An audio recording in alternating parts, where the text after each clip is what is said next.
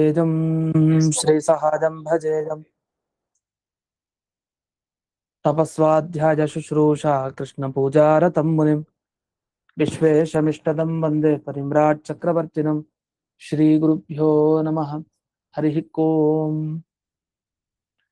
श्रियः पत्ये नित्या गणितगुणमाणिक्यविशदप्रभाजालोल्लासोपहत सकलावद्यतमसे जगज्जन्मस्थेमप्रलयरचनाशीलवपुषे नमो शेषां नाजस्मृतिहृदयदीप्ताय हरये येन प्रादुरभावि भूमिवलये विस्तारे गोसन्ततिः प्राबोधिश्रुतिपङ्कजं करुणया प्रकाशितत्वं परं ध्वान्तं ध्वंसमनाजि साधुनिकरश्चाकारि सन्मार्गगः तेन व्यासदिवाकरेण सततं मात्याजि मे मानसं व्याप्तिर्यस्य निजे निजे नमः सा पक्षे सपक्षे स्थितिः व्यावृत्तिश्च विपक्षतोऽथ विशदे सक्तिर्न वै बाधिते नैवास्ति प्रतिपक्षजुक्तिरतुलं शुद्धं प्रमाणं समे भूयात् तत्त्वविनिर्णयाय भगवान् आनन्दतीर्थो मुनिः भवति यदनुभावात् तेडमूकोऽपि वाग्मि जडमतिरपि जन्तुर्जायते प्राज्ञमौलिः सकलवचनचेतो देवता भारती सा मम वचसि निधत्तां सन्निधिं मानसे च रमानिवासोचितवासभूमिः सन्न्याय रत्नावलिजन्मभूमिः वैराग्यभाग्यो मम पद्मनाभतीर्थामृताब्धिर्भवताद्विभूत्यै पदवाक्यप्रमाणज्ञान् प्रतिवादिमदच्छिदः श्रीमदक्षोभ्यतीर्थाख्यानुपतिष्ठे गुरून् मम श्रीमदानन्दतीर्थार्य सन्मनः भुवि अनुव्याख्याननलिने चञ्चरीकतिमे मनः न शब्दाब्धौ गाढाः न च निगमचर्चासु चतुराः न च न्याये प्रौढाः न च विदितवेद्यापि वयं परं श्रीमत्पूर्णप्रमतिगुरुकारुण्यसरणिं प्रपन्नामान्या स्मः किमपि च वदन्तोऽपि महताम् ॐ नारायणं निखिलपूर्णगुणैकदेहं निर्दोषमाप्यतममप्यखिलैः सुवाक्यैः अस्योद्भवादिदमशेषविशेषतोऽपि वन्द्यं सदा प्रियतमं मम सन्नमामि कुपिता हि पणच्छाया समीकृत्या परं सुखं सेवन्ते यत्पदं धीरास्तं भजे वल्लभं श्रियः।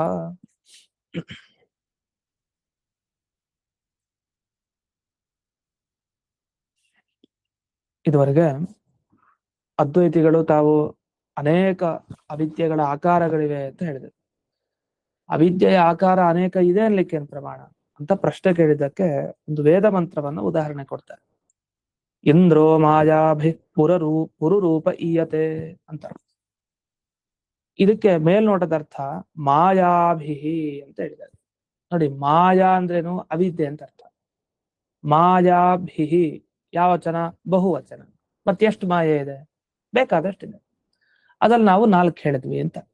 ಹಾಗಾದ್ರೆ ಇಂದ್ರ ಮಾಯಾಭಿಹಿ ಪುರುರೂಪ ಈಯತೆ. ಇಂದ್ರ ಅಂದ್ರೆ ಜೀವ, ಅಂದ್ರೆ ಅದು ಆ ಪರಮಾತ್ಮ ಏನಿದ್ದಾನೆ ಅವನು ಮಾಯೆಗಳಿಂದಾಗಿ ಪುರುರೂಪ, ಪುರು ಅಂದ್ರೆ ಬಹಳ, ಬಹಳ ರೂಪವನ್ನ ಪಡೆದುಕೊಂಡಿದ್ದಾನೆ ಅಂತ ತಿಳಿತಾ ಇದೆ. ನಮಗೆ ಬೇಕಾಗಿದ್ದ ಅಂಶ ಏನಂದ್ರೆ ಒಬ್ಬನೇ ಇರುವಂತಾನೆ ಜಗತ್ನಲ್ಲಿ. ಅವರ ಸಿದ್ಧಾಂತದ ಪ್ರಕಾರ ಒಬ್ಬನೇ ಅನೇಕ ಜೀವರಾಗಿ ಕಾಣ್ತಾ ಇದ್ದಾನೆ. ಅದಕ್ಕೆ ಕಾರಣ ಏನು? ಒಂದೊಂದೊಂದೊಂದು ಮಾಯೆ. ಒಂದು ಮಾಯೆಯಿಂದ ಹೀಗೆ ಕಾಣುತ್ತೆ, ಇನ್ನೊಂದು ಮಾಯೆಯಿಂದ ಹೀಗೆ, ಇನ್ನೊಂದು ಮಾಯೆಯಿಂದ ಹೀಗೆ. ಮಾಯಾಭಿಹಿ ಬಹುವಚನ ಹಾಕಿ. ಅನೇಕ ಮಾಯೆಗಳಿದೆ ಅಂತ ಆಯ್ತಲ್ಲ ಅಂತ ಪ್ರಶ್ನೆ. ಅದಕ್ಕೆ ಜಯತೀರ್ಥರ ಉತ್ತರ, ಅತ್ರ ಪಾರಮೇಶ್ವರ ಶಕ್ತಿ ಪ್ರತಿಪಾದನಾ. ತಪ್ಪು ತಿಳ್ಕೊಂಡಿದ್ದೀರಿ. ಮಾಯೆ ಅಂದ್ರೆ ಇದು ಆ ಮಾಯೆ ಬಗ್ಗೆ ಹೇಳ್ತಾ ಇಲ್ಲ. ನೀವು ಒಪ್ಕೊಂಡಿರೋ ಈ ಜಗತ್ತು ಸುಳ್ಳು ಅಂತ ಸಮರ್ಥನೆ ಮಾಡ್ಲಿಕ್ಕೆ, ಈ ಜಗತ್ತು ಹಾಗೆ ಕಾಣಿಸ್ತಾ ಇದೆ ಅಂತ ಹೇಳಲಿಕ್ಕೆ ಬೇಕಾದ ಅವಿದ್ಯೆ ಮಾಯೆ, ಅದನ್ನ ಈ ವೇದವಾಕ್ಯದಲ್ಲಿ ತಿಳಿಸ್ತಾ ಇಲ್ಲ. ಇದು ದೇವರ ಶಕ್ತಿ ಬಗ್ಗೆ ಹೇಳ್ತಾ ಇರೋದು. ಭಗವಂತ ತನ್ನ ಶಕ್ತಿ ಏನಿದೆಯಲ್ಲ, ಸ್ವರೂಪ ಶಕ್ತಿ, ಆ ಅನೇಕ ತನ್ನ ಸ್ವರೂಪ ಶಕ್ತಿಯಿಂದ ಬೇಕಾದಷ್ಟು ರೂಪ ತಗೊಂಡು ಅನುಗ್ರಹ ಮಾಡ್ತಾ ಇದ್ದಾನೆ ಅಂತ ಅರ್ಥ. ಅದ್ ಬಿಟ್ಟು ಇನ್ನೇನೋ ಅರ್ಥವನ್ನ ಇವರು ತಮಗನುಗುಣವಾಗಿ ಹೇಳ್ಕೊಂಡಿದ್ದಾರೆ. ಅದರಿಂದ ಇದು ಸರಿ ಇಲ್ಲ. ಅಷ್ಟೇ ಅಲ್ದೇನೆ ಇದು ಒಂದೇ ಅಲ್ಲ. ಈಗ ನಾವೇನ್ ಹೇಳಿದ್ವಿ? ನೀವ್ ಹೇಳಿದ್ದು ಅರ್ಥ ಸರಿ ಇಲ್ಲ, ನಾವ್ ಹೇಳಿದ್ದ ಅರ್ಥ ಸರಿ ಅಂತ. ನೀವ್ ಯಾಕೆ ಹೇಳಿದ ಅರ್ಥ ಸರಿ ಇರ್ಬೇಕು, ನಾವ್ ಹೇಳಿದ್ ಯಾಕೆ ಸರಿ ಇರಬಾರ್ದು ಅಂತ ಪ್ರಶ್ನೆ ಕೇಳ್ಬೋದು ಅವ್ರು. ಅದಕ್ಕೆ ಮುಂದೆ ಉತ್ತರ ಕೊಡ್ತಾ ಹೋಗ್ತಾರೆ. ಜ್ಞಾನಬಾಧ್ಯ ಅನಿರ್ವಾಚ್ಯ ಮಾಯಾಕಾರ ಪ್ರತಿಪಾದನ ಅಪ್ರತಿಭಾಸನ. ನೋಡಿ, ಇಷ್ಟು ಈ ವಾಕ್ಯವನ್ನು ನೋಡಿದ್ರೆ ನೀವ್ ಹೇಳೋ ತರ ತತ್ವಜ್ಞಾನ ಬಂದವನಿಗೆ ಒಂದು ಮಾಯೆ ಹೋಗತ್ತೆ ಅಂತ ನೀವ್ ಹೇಳ್ತೀರಲ್ಲ, ಅದು ಎಂಥ ಮಾಯೆ? ಅದು ಅನಿರ್ವಾಚ್ಯ ಮಾಯೆ. ಆ ಮಾಯೆ ಅದು ಸತ್ಯನೂ ಅಲ್ಲ, ಅಸತ್ಯನೂ ಅಲ್ಲ, ಸದಸತ್ ಅಲ್ಲ, ಅದು ಸದಸದ್ ವಿಲಕ್ಷಣ, ಅದು ಅನಿರ್ವಾಚ್ಯ ಅಂತ ಅನಿಸ್ಕೊಳುತ್ತೆ. ಅಂದ್ರೆ ಅಭಿಪ್ರಾಯ. ಅವಿದ್ಯೆ ಇದೆಯಾ ಇಲ್ವಾ? ಇದೆ ಅಂತಾನು ಹೇಳಿಕ್ ಬರಲ್ಲ, ಇಲ್ಲ ಅಂತಾನು ಹೇಳಿಕ್ ಬರಲ್ಲ. ಇದ್ರೆ ಅದು ದೇವರ ತರ ಸತ್ಯ ಆಗ್ಬೇಕು, ಅದಾಗಲ್ಲ. ಇಲ್ಲ ಅಂದ್ರೆ ಮತ್ತಿದೆಯಲ್ಲ, ಕಾಣ್ತಾ ಇದೆ. ಸರಿ, ಇದೇ ಇಲ್ಲ ಅಂತ ಹೇಳಿಕ್ ಬರತ್ತಾ? ಇಲ್ಲ. ಅದು ಇದೆ ಅಂತಾನೂ ಅಲ್ಲ, ಇಲ್ಲ ಅಂತಾನೂ ಅಲ್ಲ, ಸದಸದ್ ವಿಲಕ್ಷಣ ಅಂತ ಅನಿರ್ವಾಚ್ಯ ಅಂತ ಕರೀತಾರೆ ಅದನ್ನ. ಇಂಥ ಮಾಯೆಗೆ ಅನೇಕ ಆಕಾರಗಳನ್ನ ಹೇಳಿದ್ರು. ಈ ಯಾವ ಆಕಾರವನ್ನು ಈ ವೇದವಾಕ್ಯ ತಿಳಿಸ್ತಾ ಇಲ್ಲ. ಯಾಕೆಂದ್ರೆ ಶ್ವೇತಾಶ್ವತರ ಮಂತ್ರ ಇದೆ, ಶ್ವೇತಾಶ್ವತರ ಅಂತ ಉಪನಿಷತ್ತು. ಆ ಉಪನಿಷತ್ತಿನಲ್ಲಿ ಸ್ಪಷ್ಟವಾಗಿ ಮುಂದಕ್ಕೆ ಗಮನಿಸ್ತಾ ಹೋದ್ರೆ ಇಂದ್ರೋ ಮಾಯಾ ಪುರರೂಪ ಈಯತೆ ಅಂತೆಲ್ಲ ಹೇಳ್ತಾ ಮುಂದಕ್ಕೆ ತಸ್ಯಾಭಿಧ್ಯಾನಾತ್ ಯೋಜನಾತ್ ತತ್ವಭಾವಾತ್ ಭೂಯಶ್ಚಾಂತೆ ವಿಶ್ವಮಾಯಾ ನಿವೃತ್ತಿ ಇತಿ ಶ್ವೇತಾಶ್ವತರ ಮಂತ್ರೇಪಿ. ಅಂದ್ರೆ ವೇದವಾಕ್ಯವನ್ನು ವಿಚಾರಿಸಿ ಇಲ್ಲಿ ಎಲ್ಲಿ ಇಂದ್ರೋ ಮಾಯಾ ವಿಪುರೂಪಯತೆ ಅನ್ನೋದು. ಆದ್ರೆ ಶ್ವೇತಾಶ್ವತರ ಮಂತ್ರದನ್ನು ಗಮನಿಸಿದಾಗ ಅಲ್ಲೇ, ಅಂದ್ರೆ ಈ ವಾಕ್ಯದ ಮುಂದೆ ಅಲ್ಲೇ ತಸ್ಯ ಅಭಿಧ್ಯಾನ, ದೇವರ ಧ್ಯಾನವನ್ನ ಯಾರು ಮಾಡ್ತಾರೋ, ದೇವರಲ್ಲಿ ಯಾರು ಮನಸ್ಸಿನ ಯೋಜನೆ ಮಾಡ್ತಾರೋ, ಆಗ ಅವರಿಗೆ ತತ್ವಜ್ಞಾನ ಬರುತ್ತೆ. ಕೊನೆಗೆ ಒಂದ್ಸಲಿ ಇಡೀ ಜಗತ್ತಿನ ಮಾಯೆ ಅವ್ರಿಗೆ ಹೋಗತ್ತೆ ಅಂತ ಇದೆ. ಇಡೀ ಜಗತ್ತಿನ ಮಾಯೆ ಅಂದ್ರೆ ಏನರ್ಥ? ಅಂದ್ರೆ ಭಗವಂತ ತಾನು ಇಡೀ ಜಗತ್ತಿಗೆ ಬಂಧಕವಾದ ಒಂದು ಮಾಯೆ ಇಟ್ಟಿದ್ದಾನೆ, ಶಕ್ತಿ. ಆ ಮಾಯಾಶಕ್ತಿ ಏನ್ ಮಾಡ್ತಾ ಇದೆ? ನಮ್ಗೆ ಸಂಸಾರದಿಂದ ಬಿಡುಗಡೆ ಆಗದೆ ಇರೋ ಹಾಗೆ ಮಾಡ್ತಾ ಇದೆ. ಹಾಗಾದ್ರೆ ಸಂಸಾರದಿಂದ ಬಿಡುಗಡೆ ಆಗಬೇಕು, ಅದರ ಮಾಯಾಶಕ್ತಿ ಅಡ್ಡಕ್ಕಿದೆ, ಅದನ್ನ ಸರಿಸ್ಬೇಕು. ಆ ಸರಿಸೋ ಕೆಲಸ ದೇವರೇ ಮಾಡ್ತಾನೆ. ಆದ್ರೆ ಯಾವಾಗ ನೀವ್ ಯಾವಾಗ ದೇವರಲ್ಲೇ ಮನಸ್ಸನ್ನ ಇಟ್ಟು ಮತ್ತೆ ಮತ್ತೆ ಧ್ಯಾನ ಮಾಡ್ತಿರೋ, ಮತ್ತೆ ತತ್ವಜ್ಞಾನ ಯಾವಾಗ ಸಂಪಾದನೆ ಮಾಡ್ತಿರೋ, ಆಗ ದೇವರ ಅನುಗ್ರಹ ಆಗಿ ಕರ್ಮಗಳನ್ನ ಕಳ್ಕೊಂಡು ಕೊನೆಗೆ ಆ ಮಾಯೆಯನ್ನ ಕಳ್ಕೊಳ್ತೀವಿ. ಇಷ್ಟೆಲ್ಲ ಇದೆ, ಒಳ್ಳೆ ಅರ್ಥ. ಅದನ್ನ ವಿಶ್ವಮಾಯಾ ನಿವೃತ್ತಿ ಹೇಗಾಗತ್ತೆ? ಮಾಯೆಯನ್ನ ಕಳ್ಕೊಳ್ಳೋದು ಹೇಗೆ? ದೇವರ ಧ್ಯಾನದಿಂದ ಅಂತ ಸ್ಪಷ್ಟವಾಗಿ ಶ್ವೇತಾಶ್ವತರ ಮಂತ್ರದಲ್ಲಿದೆ. ಅದನ್ ಬಿಟ್ಟು ನೀವೇನ್ ಹೇಳ್ತಾ ಇದ್ರಿ? ಬೇರೆ ಅರ್ಥವನ್ನೇ ಹೇಳ್ತಾ ಇದ್ರಿ. ಈ ಮಾಯೆಗೆ ಅನೇಕ ಆಕಾರಗಳಿದೆಯಂತೆ, ಅದರಲ್ಲಿ ಒಂದು ಇಡೀ ಜಗತ್ತು ಸತ್ಯ ಅಂತ ಭ್ರಮೆ ಬರೋ ಹಾಗೆ ಮಾಡತ್ತಂತೆ, ಮತ್ತೊಂದು ಅದರಿಂದ ಪ್ರಯೋಜನ ಏನು ಆಗತ್ತೆ ಅಂತ ಭ್ರಮೆ ತರ್ತಾ ಇದೆಯಂತೆ, ಅಂಥ ವಸ್ತುಗಳಿದೆ ಅಂತ ತೋರಿಸ್ತಾ ಇದೆ. ಮೂರನೇದು, ಅವಿದ್ಯೆ ಹೋದ್ರೂ ಸ್ವಲ್ಪ ಉಳಿಯತ್ತಂತೆ ಮಾಯೆ, ಅಂಥ ಜೀವನ್ಮುಕ್ತಿ ಅವಸ್ಥೆಯಲ್ಲಿ ಈ ರೀತಿ ಎಲ್ಲ ಇದೆ ಅಂತ, ಹೀಗೆ ಇನ್ನೊಂದು ಮಾಯೆ ಕಾರಣ ಆಗತ್ತೆ ಅಂತೆಲ್ಲ ಹೇಳ್ತಾ ಬಂದ್ರೆ, ಆದ್ರೆ ಇದು ಯಾವುದು ಸರಿ ಇಲ್ಲ ಅಂತ ಹೇಳಿದ್ದಾರೆ. ಅದರ ವಿವರಣೆ ಈಗ ಮುಂದೆ ಬಂದಿದೆ. ಭೂಯೋ ಭೂಯ ತಸ್ಮಿನ್ ಮನಸೋ ಯೋಜನಾತ್, ಅಭಿಧ್ಯಾನಾತ್ ಯೋಜನಾತ್ ಅನ್ನೋದಕ್ಕೆ ಏನರ್ಥ ಅಂತ ಬಿಡಿಸ್ತಾ ಇದ್ದಾರೆ. ಮತ್ತೆ ಮತ್ತೆ ಭೂಯೋ ಭೂಯ ತಸ್ಮಿನ್ ಅಂದ್ರೆ ಆ ದೇವರಲ್ಲಿ ಮನಸ್ಸನ್ನ ಯೋಜನೆ ಇಡೋದ್ರಿಂದ ಯೋಜಾಯತೆ ತತ್ವಭಾವ, ಏನು ಹುಟ್ಟುತ್ತೆ? ದೇವರಲ್ಲಿ ಯಾವಾಗಲೂ ಮನಸ್ಸನ್ನಿಟ್ರೆ ತತ್ವಜ್ಞಾನ ಬರುತ್ತೆ. ಆಗ ಆ ತತ್ವಜ್ಞಾನದಿಂದ ಏನಾಯ್ತು? ಪರಮೇಶ್ವರಸ್ಯ ಅಭಿಧ್ಯಾನ. ಅಭಿಧ್ಯಾನ ಅಂದ್ರೆ ಇಲ್ಲಿ ದೇವರ ಇಚ್ಛೆ ಅಂತ ಅರ್ಥ. ಅಭಿಧ್ಯಾನ ಅಂದ್ರೆ ಧ್ಯಾನ ಅನ್ನೋ ಅರ್ಥದಲ್ಲಿ ಇಲ್ಲಿ ಬಳಸಿದ್ದಲ್ಲ, ಅದನ್ನಲ್ಲಿ ಸ್ಪಷ್ಟಪಡಿಸ್ತಾ ಇದ್ದಾರೆ. ಯೋಜನಾ ಅನ್ನೋ ಶಬ್ದಕ್ಕೆ ಮನಸ್ಸಲ್ಲಿ ನೋಡೋದು ಧ್ಯಾನ ಅಂತ ಅರ್ಥ. ಅಭಿಧ್ಯಾ ಅಥವಾ ಅಭಿಧ್ಯಾನ ಅಂದ್ರೆ ದೇವರ ಇಚ್ಛೆ ಅಂತ ಅರ್ಥ. ವಸ್ತುತಃ ಇನ್ನೊಂದು ಸೂತ್ರ ಬಂದಿದೆ ನಮಗೆ ಸಂಧ್ಯಾಧಿಕರಣದಲ್ಲಿ. ಅಭಿಧ್ಯಾನಾತ್ತು ಪರಾಭಿಧ್ಯಾನಾತ್ತು ತಿರೋಹಿತಂ ತಥೋಹಿ ಅಸ್ಯ ಬಂಧ ವಿಪರ್ಯಯ ಓಂ. ದೇವರ ಧ್ಯಾನ ಅನ್ನೋ ಅರ್ಥದಲ್ಲಿ ಬಂದಿದೆ ಪರಾಭಿಧ್ಯಾನಾತ್ತು ಅಂತ. ಇನ್ನೊಂದು ಪರಾಭಿಧ್ಯಾನದ ದೇವರ ಇಚ್ಛೆಯಿಂದಲೇ ಎಲ್ಲ ಬಂಧ ಮೋಕ್ಷಗಳು ಅಂತ. ಹಾಗೂ ಅರ್ಥಾಂತರವನ್ನ ನಾವು ಮಾಡ್ಕೊಳ್ಳಿಕ್ ಬರುತ್ತೆ, ಅಂದ್ರೆ ಚಿಂತನೆ ಮಾಡ್ಬೇಕಾದ್ರೆ.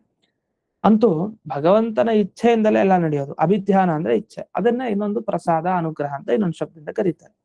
ದೇವರ ಅನುಗ್ರಹದಿಂದ ಕರ್ಮಕ್ಷಯ ಅಂತೆ, ಕರ್ಮಗಳನ್ನ ಕಳೀತಾ ಕಳೀತಾ ಕೊನೆಗೆ ಈ ವಿಶ್ವಕ್ಕೆ ಬಂಧಕವಾದ ಮಾಯಾ ನಿವೃತ್ತಿರ್ಭವತಿ ಅಂತ ಈ ವೇದವಾಕ್ಯದ ಅರ್ಥ ಅಂತ ಬಿಡಿಸಿದ್ರು.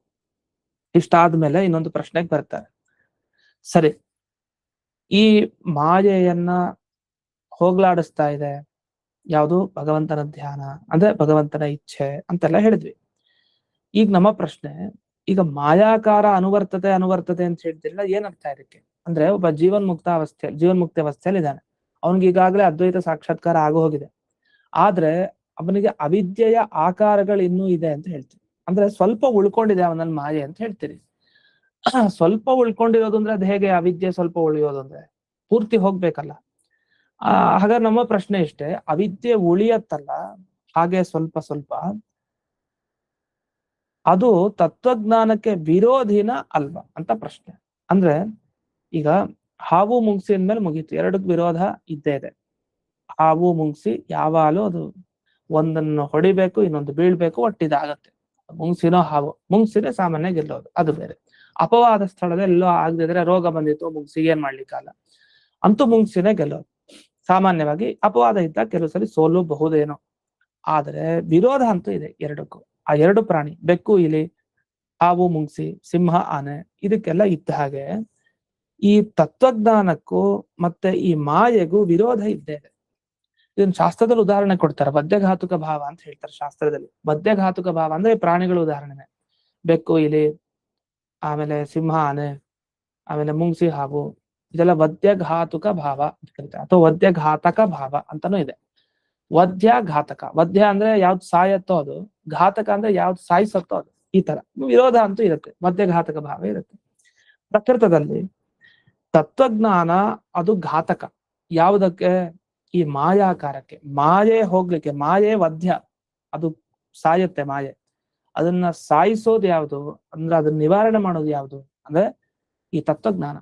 ಈಗ ನಮ್ಮ ಪ್ರಶ್ನೆ ಇಷ್ಟೇ, ಜೀವನ್ಮುಕ್ತಿ ಅವಸ್ಥೆಯಲ್ಲಿ ಸ್ವಲ್ಪ ಅವಿದ್ಯೆ ಉಳಿಯುತ್ತಲ್ಲ, ಆ ಅವಿದ್ಯೆ ಉಳಿಯೋದು ತತ್ವಜ್ಞಾನದಿಂದ ಹೋಗತ್ತಾ ಇಲ್ವಾ? ತತ್ವಜ್ಞಾನದಿಂದ ಹೋಗಲ್ಲ ಅಂದ್ರೆ ಬೇರೆ ಮಾತು, ಹೋಗತ್ತಾ ಇಲ್ಲ ಹೇಳಿ. ಯಾಕೆ ಜ್ಞಾನಕ್ಕೂ ಅದಕ್ಕೂ ವಿರೋಧ ಹೇಳಲೇಬೇಕು. ಯಾವತ್ತು ಜ್ಞಾನ ಅಜ್ಞಾನಕ್ಕೆ ವಿರೋಧನೇ ಇಲ್ಲ ಅಂದ್ರೆ ಹೇಗೆ ಸಾಧ್ಯ? ಇವ್ರು ಹೇಳ್ತಾ ಇದಾರೆ ಅಜ್ಞಾನ ಸ್ವಲ್ಪ ಉಳಿಯತ್ತೆ, ಜ್ಞಾನ ಬಂದ್ರು ಅಂತ ಹೇಳ್ತಾರೆ. ಜ್ಞಾನ ಬಂದ್ರೂ ಅಜ್ಞಾನ ಉಳಿಯೋದು ಹೇಗೆ? ಅದು ಸರಿ ಇಲ್ವಲ್ಲ ಅಂತ. ಅದಕ್ಕೆ ಮೊದಲನೇದು ವಿರೋಧಿ ನವ, ಅದು ಹೋಗತ್ತಾ ಇಲ್ವಾ? ವಿರೋಧ ಒಪ್ಪಿದ್ರೆ ಅದು ಹೋಗ್ಬೇಕು ಅಂತ ಅರ್ಥ.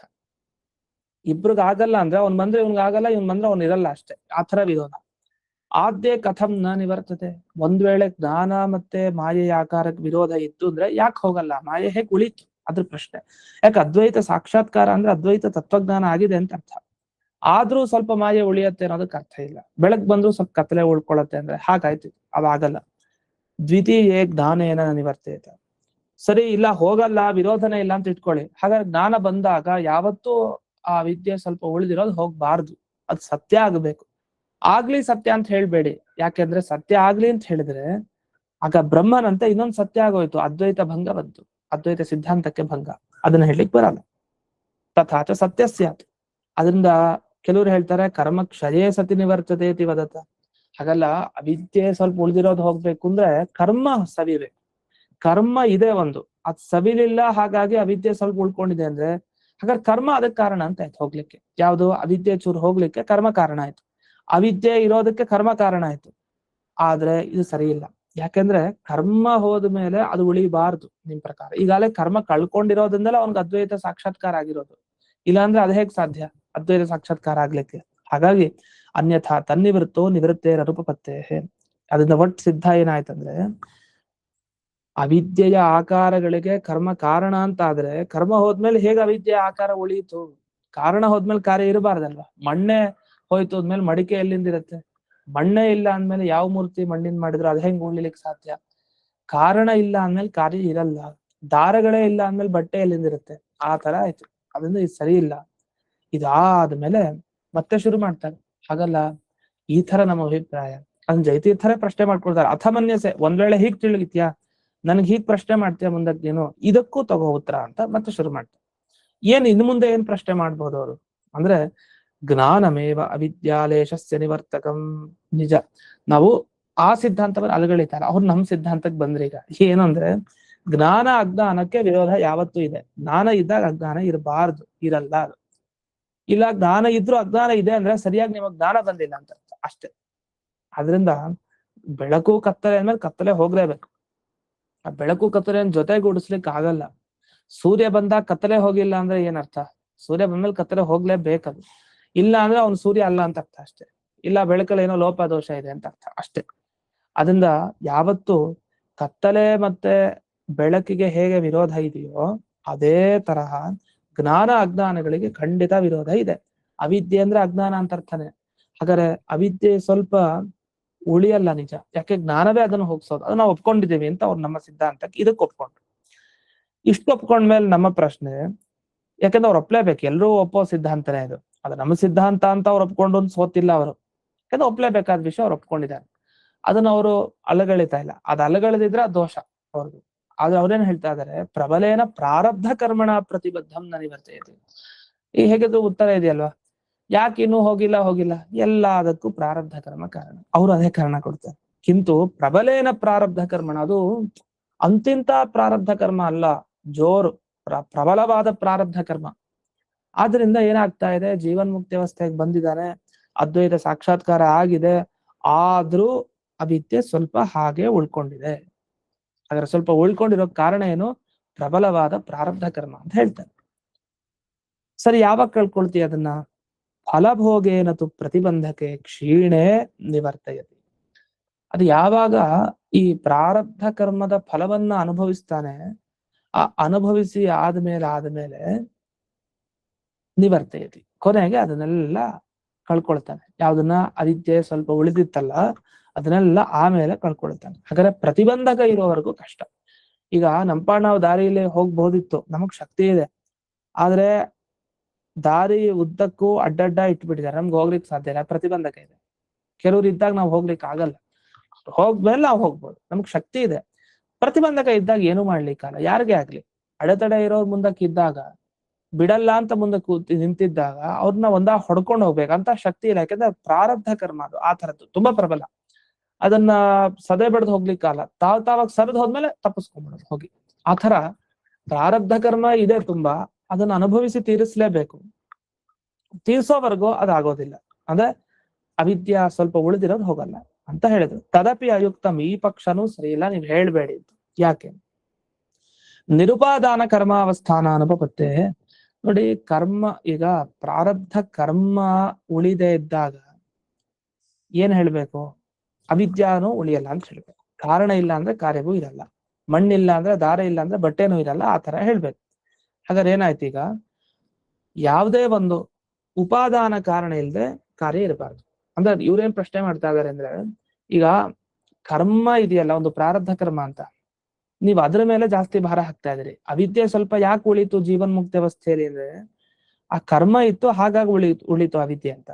ನಮ್ ಪ್ರಶ್ನೆ ಕರ್ಮದ ಬಗ್ಗೆ, ಈಗ ಅವಿದ್ಯೆ ಬಗ್ಗೆ ಅಲ್ಲ, ಕರ್ಮದ ಬಗ್ಗೆ. ಕರ್ಮಕ್ಕೆ ಏನಾದ್ರು ಕಾರಣ ಇರ್ಬೇಕಲ್ಲ, ಸುಮ್ನೆ ಕರ್ಮ ಹುಟ್ಟತ್ತ, ಯಾವ್ದು ಇಲ್ದೇನೆ ಇಲ್ಲ, ಹುಟ್ಟತ್ತೆ. ಯಾವ್ದ್ರಿಂದ, ಅವಿದ್ಯೆಯಿಂದಲೇ ಕರ್ಮ ಹುಟ್ಟಬೇಕು ಅವ್ರ ಸಿದ್ಧಾಂತದಲ್ಲಿ. ನಮ್ಮ ಸಿದ್ಧಾಂತದಲ್ಲಿ ಏನು ಬೇರೆ ಅರ್ಥ ಹೇಳ್ಬೋದು, ಆದ್ರೆ ಅವ್ರ ಸಿದ್ಧಾಂತದಲ್ಲಿ ಎಲ್ಲಾ ಕರ್ಮವು ಅವಿದ್ಯೆ. ಯಾಕೆ, ಇಡೀ ಜಗತ್ತೇ ಅವಿದ್ಯೆಯಿಂದ ಹುಟ್ಟತ್ತೆ ಅಂದ್ಮೇಲೆ ಕರ್ಮನೂ ಅವಿದ್ಯೆಯಿಂದ ಹುಟ್ಟತ್ತೆ. ಆದ್ರೆ ಅದ್ವೈತ ಸಾಕ್ಷಾತ್ಕಾರ ಆದವನ್ಗೆ ಅವಿದ್ಯೆ ಹೊರಟೋಗ್ಬಿಟ್ಟಿದ್ಯಲ್ಲ. ಈಗ ಅದ್ವೈತ ಸಾಕ್ಷಾತ್ಕಾರ ಅವಿದ್ಯೆ ಹೋದ್ಮೇಲೆ ಕರ್ಮ ಹೇಗೆ ಉಳಿಯತ್ತೆ ಅಂತ ನಮ್ ಪ್ರಶ್ನೆ. ಪ್ರಾರಬ್ಧ ಕರ್ಮ ಉಳಿದಿದೆ, ಹಾಗಾಗಿ ಅವಿದ್ಯೆ ಸ್ವಲ್ಪ ಉಳಿಯಿತು. ಅವಿದ್ಯೆ ಹೋಗಿದ್ಯಾ ಇಲ್ಲ, ಸ್ವಲ್ಪ ಉಳಿದಿರತ್ತಾನೆ ಅವಿದ್ಯೆ. ಹಾಗಾದ್ರೆ ಜಾಸ್ತಿ ಅವಿದ್ಯೆ ಹೋಗಿದೆ ತಾನೆ, ಅಷ್ಟೆಲ್ಲ ಹೋದ್ಮೇಲೆ ಮತ್ ಕರ್ಮ ಹೇಗೆ ಉಳಿಯಿತು, ಪ್ರಾರಬ್ಧ ಕರ್ಮ ಇಲ್ಲ, ಕಾರಣ ಇಲ್ದೇನೂ ಕಾರ್ಯ ಇರುತ್ತೆ, ಹಾಗೆ ಹೇಳ್ಬೇಡಿ. ಈಗ ಹೇಗೆ ಅಂದ್ರೆ, ದಾರ ಇರಲ್ಲ ಆದ್ರೆ ಬಟ್ಟೆ ಇರತ್ತೆ ಅಂದ್ರೆ ಮೂರ್ಖತನ. ಇಲ್ಲ ಅದು ದಾರ ಅಷ್ಟೊಂದು ಹೋಯ್ತು, ಸ್ವಲ್ಪ ಬಟ್ಟೆ ಉಳಿಬಹುದು. ಅದ್ ಹೆಂಗೆ, ದಾರಗಳು ಯಾವ್ದು ಇಲ್ಲ, ಎಲ್ಲ ಹೊರಟೋಗಿದೆ, ತಂತುಗಳೇ ಇಲ್ಲ, ಪಟ ಎಲ್ಲಿಂದ ಬರುತ್ತೆ. ಹಾಗೆ ಅವಿದ್ಯೆನೇ ಇಲ್ಲ ಅಂದ್ಮೇಲೆ ಕಾರಣ, ಉಪಾದಾನ ಕಾರಣ, ಈ ಕರ್ಮ ಉಳಿಯೋದು ಹೇಗೆ ಅಂದ್ರೆ, ಪ್ರಾರಬ್ಧ ಕರ್ಮ ಪ್ರತಿಬಂಧಕ ಇಲ್ವೇ ಇಲ್ಲ, ಸುಮ್ನೆ ಹೇಳ್ತಾ ಇದ್ರಿ ನೀವು. ಸಯೇವ ಅವಿದ್ಯಾಲೇಶ ಕರ್ಮೋಪಾದಾನ ಮಿತಿ ಚೇನ್ನ, ಅಲ್ಲಲ್ಲ, ತಪ್ಪು ತಿಳ್ಕೊಂಡಿದ್ದೀರಿ. ನೋಡಿ, ನಾವ್ ಅದಕ್ಕೆ ಹೇಳಿದ್ದು, ಅವಿದ್ಯೆ ಪೂರ್ತಿ ಹೋಗಿಲ್ಲ ಜೀವನ್ಮುಕ್ತಿ ಅವಸ್ಥೆಯಲ್ಲಿ, ಸ್ವಲ್ಪ ಉಳ್ಕೊಂಡಿದೆ. ಸ್ವಲ್ಪ ಉಳಿದಿದ್ರಿಂದ ಪ್ರಾರಬ್ಧ ಕರ್ಮ ಹುಟ್ಕೊಳ್ತು. ಈ ಪ್ರಾರಬ್ಧ ಕರ್ಮ ಇರ್ಲಿಕ್ಕೆ ಕಾರಣ ಏನ್ ಗೊತ್ತಾ, ಆ ವಿದ್ಯೆ ಸ್ವಲ್ಪ ಉಳ್ದಿರೋದೆ. ಸಿಗಾಕೊಂಡ್ರಿ ಹಾಗಾದ್ರೆ ಅನ್ಯೋನ್ಯಾಶ್ರಯ ಅಂತ ದೋಷ. ಮದುವೆ ಆಗೋವರೆಗೂ ಹುಚ್ಚು ಬಿಡಲ್ಲ, ಹುಚ್ಚು ಬಿಡೋವರೆಗೂ ಮದುವೆ ಆಗಲ್ಲ ಅಂತ ಹೇಳ್ತೀವಲ್ಲ, ಅನ್ಯೋನ್ಯಾಶ್ರಯ. ಇದನ್ ಬಿಟ್ಟು ಅದಿರಲ್ಲ, ಅದನ್ ಬಿಟ್ಟು ಇದಿರಲ್ಲ, ಇವತ್ತೆರಡೂ ಆಗಲ್ಲ. ಆ ಥರ ಏನಾಯ್ತು, ಈಗ ಅವಿದ್ಯೆ ಸ್ವಲ್ಪ ಉಳಿಬೇಕು ಅಂದ್ರೆ ಜೀವನ್ಮುಕ್ತಿ ಅವಸ್ಥೆಯಲ್ಲಿ ಏನ್ ಬೇಕು, ಪ್ರಬಲ ಪ್ರಾರಬ್ಧ ಕರ್ಮ ಬೇಕು. ಪ್ರಬಲ ಪ್ರಾರಬ್ಧ ಕರ್ಮ ಇಲ್ಲದೆ ಇದ್ರೆ ಚೂರು ಅವಿದ್ಯೆ ಉಳಿಯಲ್ಲ, ಅದು ಹೊರಟೋಗ್ಬಿಡ್ಬೇಕು. ತತ್ವಜ್ಞಾನ ಬಂದಾಗ, ಅದ್ವೈತ ಸಾಕ್ಷಾತ್ಕಾರ ಆದಾಗ. ಅಲ್ಲ, ಕರ್ಮ ಹೇಗ್ ಬಂತು, ಅವಿದ್ಯೆ ಸ್ವಲ್ಪ ಉಳಿತಲ್ಲ ಅದ್ರಿಂದ ಬಂತು. ಹಾಗಾದ್ರೆ ಏನಾಯ್ತು, ಅವಿದ್ಯೆ ಸ್ವಲ್ಪ ಉಳಿಯೋದ್ರಿಂದ ಆ ಪ್ರಾರಬ್ಧ ಕರ್ಮ ಬಂದಿದೆ. ಆ ಪ್ರಾರಬ್ಧ ಕರ್ಮ ಬಂದಿರೋದ್ರಿಂದ ಅವಿದ್ಯೆ ಸ್ವಲ್ಪ ಉಳ್ಕೊಂಡಿದೆ. ಇದನ್ ಬಿಟ್ಟು ಅದಿರಲ್ಲ, ಅದನ್ ಬಿಟ್ಟಿದಿರಲ್ಲ. ಯಾವ್ದು ಮೊದಲಿರ್ಬೇಕು ಹೇಳಿ, ಯಾವ್ದು ಮೊದಲಿರ್ಲಿಕ್ಕೆ ಸಾಧ್ಯ ಇಲ್ಲ. ಪ್ರಬಲವಾದ ಪ್ರಾರಬ್ಧ ಕರ್ಮ ಮೊದಲಿತ್ತ, ತಪ್ಪು. ಯಾಕಂದ್ರೆ ಅದ್ ಬರ್ಲಿಕ್ಕೆ ಅವಿದ್ಯೆ ಸ್ವಲ್ಪ ಮೊದಲಿರ್ಬೇಕು. ಇಲ್ಲ, ಮೊದಲು ಅವಿದ್ಯೆ ಸ್ವಲ್ಪ ಬರ್ಬೇಕಾ, ತಪ್ಪು. ಅದಕ್ಕಿಂತ ಮೊದಲೇ ಪ್ರಾರಬ್ಧ ಕರ್ಮ ಇರ್ಬೇಕು. ಒಟ್ಟು ಎರಡೂ ಆಗಲ್ಲ. ಆದ್ರಿಂದ ಕರ್ಮಾವಸ್ಥಾನೆ ಅವಿದ್ಯಾ ಲೇಷಾವಸ್ಥಾನ. ಕರ್ಮ ಉಳಿಬೇಕು ಅಂದ್ರೆ ಅವಿದ್ಯಾ ಸ್ವಲ್ಪ ಮೊದಲೇ ಇರ್ಬೇಕು, ಇಲ್ಲ ಅವಿದ್ಯಾ ಸ್ವಲ್ಪ ಉಳಿಬೇಕು ಅಂದ್ರೆ ಕರ್ಮಾವಸ್ಥಾನ ಮೊದಲೇ ಪ್ರಬಲವಾದ ಪ್ರಾರಬ್ಧ ಕರ್ಮ ಇರ್ಬೇಕು. ಹಾಗಾಗಿ ಪರಸ್ಪರ ಆಶ್ರಯತ್ವಾಪತ್ತೇ ಪರಸ್ಪರ ದೋಷ, ಅದನ್ನ ಬಿಟ್ಟಿದ್ರಲ್ಲ ಈ ಅನ್ಯೋನ್ಯಾಶ್ರಯ ದೋಷ ಬಂದ್ರೆ ಶಾಸ್ತ್ರ ಅದನ್ನ ಒಪ್ಪಿಕೊಳ್ಳಿಕ್ಕೆ ರೆಡಿ ಇರಲ್ಲ, ಅಂತಹ ಶಾಸ್ತ್ರದ ವಿಷಯ ಒಪ್ಲಿಕ್ಕೆ ಬರಲ್ಲ. ಉತ್ಪತ್ತಿ ಆದವಿವ ಅಸ್ಥಾನೇಪಿ ತಸ್ಯ ದೋಷತ್ವ. ಅಲ್ಲ ಹಾಗಲ್ಲ, ಈಗ ಅನ್ಯೋನ್ಯಾಶ್ರಯ ಎಲ್ಲಾ ಕಡೆ ದೋಷ ಅಲ್ಲ. ಈಗ ಹೇಗಾಯ್ತು ಅನ್ಯೋನ್ಯಾಶ್ರಯ ಅಂದ್ರೆ